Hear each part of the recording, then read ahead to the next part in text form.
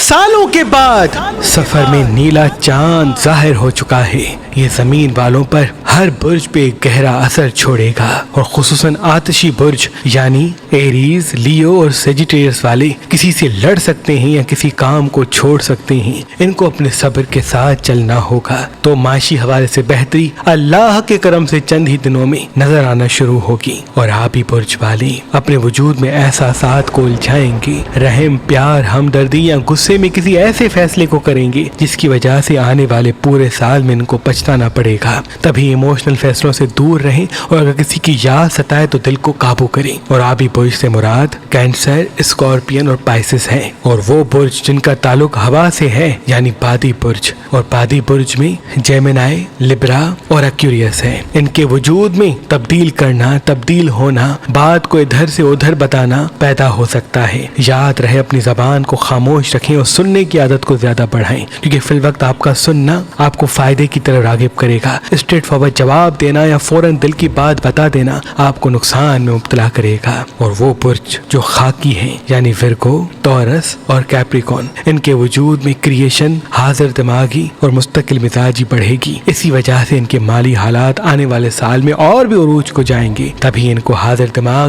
رہنے کے ساتھ ساتھ میٹھی زبان کو قائم کرنا ہوگا۔ انشاءاللہ فتح و کامیابی ان کے ساتھ ساتھ ہوگی۔